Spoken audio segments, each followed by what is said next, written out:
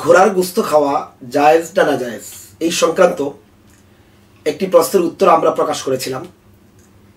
এই প্রশ্নের উত্তর প্রকাশ হবার পরে অনেকেই অজ্ঞতাবশত এমন কথা বলতে দেখা যাচ্ছে যে হানাফি ফিকহে মাসআলা একটা আর কোরআন সুন্নাহে মাসআলা নাকি ভিন্ন, সুতরাং তারা কোরআন সুন্নাহ মানবে।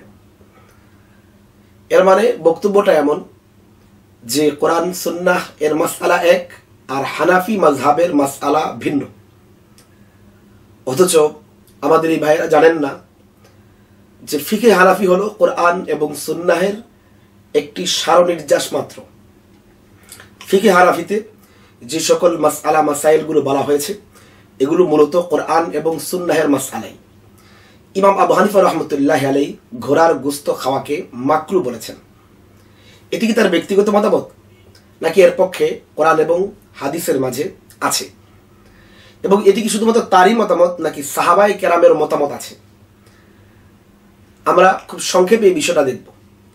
মূলত ইমাম আবু হানিফা রাহমাতুল্লাহি আলাইহি শরীয়তের মাসআলা মাসাইলের ক্ষেত্রে যতগুলো মাসআলা বলেছেন প্রত্যেকটার পেছনেই কোরআন এবং সুন্নাহের দলিল রয়েছে, এবং বেশিরভাগ ক্ষেত্রে এগুলো তার শুধুমাত্র একক মতামত নয়, বরং সাহাবায়ে কেরামের ইজতিহাদ এবং সাহাবায়ে কেরামের আসার থেকেই তার মাসআলাগুলো গৃহীত।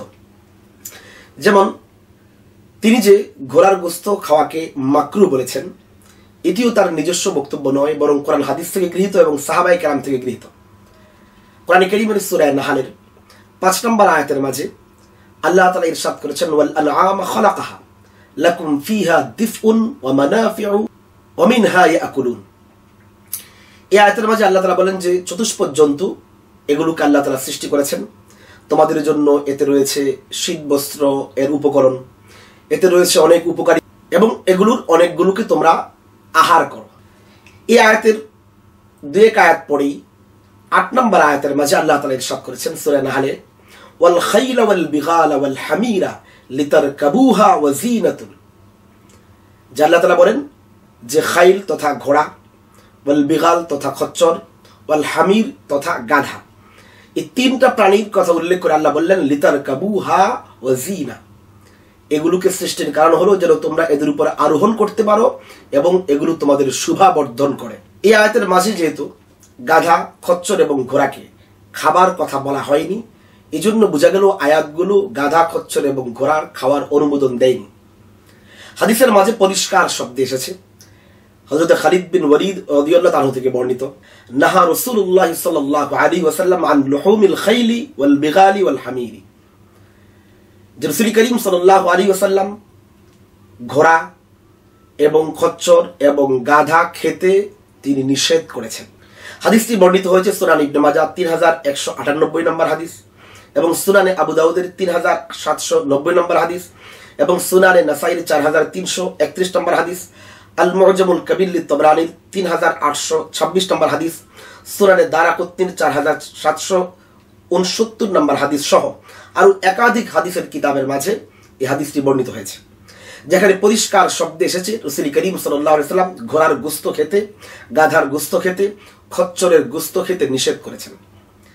উক্ত আয়াত এবং হাদিসকে সামনে রেখে ইমাম আবু হানিফা রাহমাতুল্লাহি আলাইহি ঘোড়ার গোশত খেতে তিনি অনুৎসাহিত করেছেন, মাকরু বলেছেন। আচ্ছা, ইমাম আবু হানিফা রাহমাতুল্লাহি আলাইহি এই যে ইস্তেদলাল করলেন, দলিল দিলেন, এটি কি তার নিজস্ব বক্তব্য?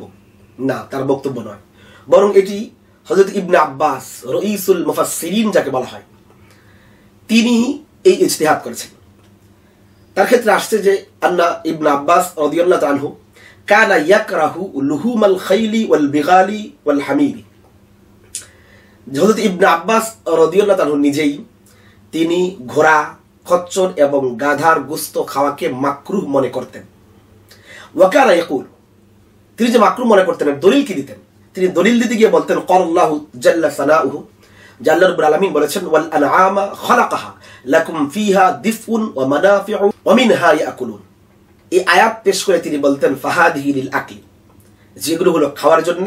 এরপরে তিনি বলতেন ওয়াল খাইলা ওয়াল বিগালা ওয়াল হামিরা লিতারকাবুহা ফাহাদিহি লিররুকুবি ওয়াজ যিনা। তিনি বলতেন যে ঘোড়া, খচ্চর এবং গাধা এগুলো হচ্ছে লিতারকাবুহা আরোহণের জন্য। হাদিসটি বর্ণিত হয়েছে আল মুসান্নাফ ইবনে আবি শাইবা 24320 নম্বর হাদিস। তাহলে কি বোঝা গেল যে ঘোড়ার গোশত খাওয়া মাকরু হওয়া এটি ইবনে আব্বাস রাদিয়াল্লাহু আনহু এর ফতোয়া। সুতরাং যারা বলেন যে এটা হানাফি ধর্মের মতামত আর কোরআন হাদিসের মতামত ভিন্ন, তাহলে আপনি কি বলতে চান যে ইবনে আব্বাস রাদিয়াল্লাহু আনহু তিনি কোরআন এবং সুন্নাহের বাহিরে ফতোয়া দিয়েছেন? তাহলে আমরা কি বুঝতে পারলাম যে ইমাম আবু হানিফা রাহমাতুল্লাহি আলাইহির মতামতগুলো কোরআন সুন্নাহ ভিত্তিক এবং সাহাবায়ে কেরাম থেকেই গৃহীত। ফিকহে হানাফির সকল মাসআলা এরকম কোরআন সুন্নাহ এর সারনির্যাস এবং সাহাবায়ে কেরামের আসার থেকেই গৃহীত। আমরা আগেই বলেছিলাম যে ঘোড়ার গোশত খাওয়া এটা ইমাম আবু হানিফা রাহমাতুল্লাহি আলাইহির মতে এটা মাকরুহ, কিন্তু তার দুই ছাত্র ইমাম মুহাম্মদ এবং ইমাম আবু ইউসুফ রাহমাতুল্লাহি আলাইহি, এছাড়া ইমাম শাফিঈ রাহমাতুল্লাহি আলাইহি তিনিও এটিকে জায়েজ বলেছেন। সুতরাং যারা খেতে চান খেতে পারেন, আমরা এটাকে হারাম বলি না। বাকি যেহেতু এর যুদ্ধের বাহন এবং এর প্রয়োজন রয়েছে, এই জন্য এটাকে কারাহাত থেকে মুক্ত নয়। আর এই মতামতটি কোরআন সুন্নাহ এবং সাহাবায়ে কেরাম থেকেই গৃহীত। এটি শুধুমাত্র ইমাম আবু হানিফা রাহমাতুল্লাহির ব্যক্তিগত মতামত নয়।